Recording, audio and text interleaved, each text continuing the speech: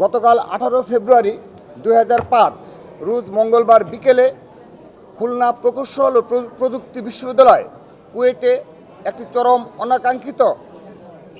ও অনুপ্রবেশ ঘটনা ঘটেছে। পাল্টাপাল্টি হামলায় মারাত্মকভাবে হতাহত হয়েছেন শতাধিক শিক্ষার্থী ও স্থানীয় জনতা। আমরা বাংলাদেশ জাতীয়তাবাদী ছাত্রদলের পক্ষ থেকে সর্বপ্রথমে আহতদের দ্রুত সুস্থতা কামনা করার সাথে সাথে উক্ত সহিংসতার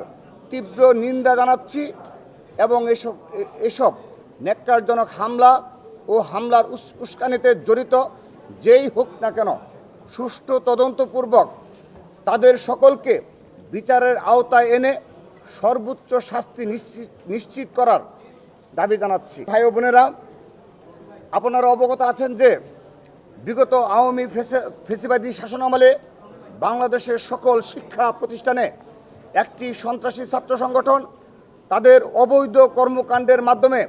দেশের ছাত্র রাজনীতিকে চরমভাবে কলুষিত করেছে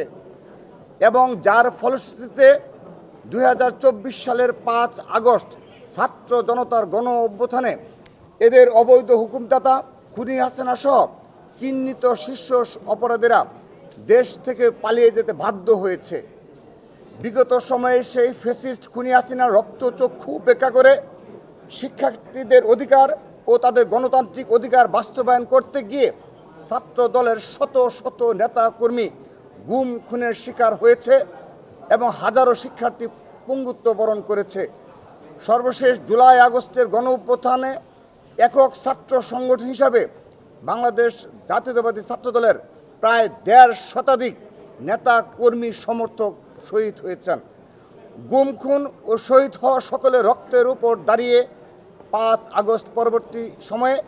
অতীতে ছাত্রলীগের সন্ত্রাস ও জবরদস্তিমূলক রাজনীতির বিপরীতে গিয়ে মেধা সৃজনশীলতা ও জ্ঞানের ভিত্তিতে এবং নিরাপদ ও ভীতিমুক্ত পরিবেশ সৃষ্টির মাধ্যমে বাংলাদেশের সকল শিক্ষা প্রতিষ্ঠানসমূহে গণতান্ত্রিক ক্যাম্পাস বিনির্মাণের লক্ষ্যে বাংলাদেশ জাতীয়তাবাদী ছাত্রদল সারা দেশে উৎসব মুখর পরিবেশে তাদের সদস্য ফরম বিতরণের কার্যক্রম পরিচালনা করছে এবং বিভিন্ন শিক্ষা প্রতিষ্ঠানে নিয়মিত শিক্ষার্থীদের সরাসরি ভোটের মাধ্যমে নেতৃত্ব বাছাই করছে। কিন্তু ছাত্রদলের এই প্রকাশ্য গণতান্ত্রিক ইতিবাচক কর্মকাণ্ডে দেশবিরোধী অপশক্তি প্রতিহিংসা পরায়ণ হয়ে 5 আগস্ট পরবর্তী সময় থেকে ব্যাপকভাবে সোশ্যাল মিডিয়ায় এবং প্রকাশ্যে মিথ্যা প্রপাগান্ডার মাধ্যমে বহুমুখী ষড়যন্ত্রে লিপ্ত হয়েছে। ছাত্র জনতার গণ অভ্যুত্থানে 5 আগস্টের পরাজিত শক্তি এবং 5 আগস্টের পূর্ববর্তী সময়ে যারা ছাত্রলীগের সন্ত্রাসীদের সহযোগী হিসাবে তাদের সকল অপকর্মের বৈধতা প্রদানে ভূমিকা রেখেছিল, সেসব নামধারী অপশক্তি বাংলাদেশের শিক্ষা প্রতিষ্ঠানগুলোতে গোপনে তাদের সাংগঠনিক কার্যক্রম পরিচালনা করলেও প্রকাশ্যে গণতান্ত্রিক চর্চা বাধাগ্রস্ত করে মব সংস্কৃতির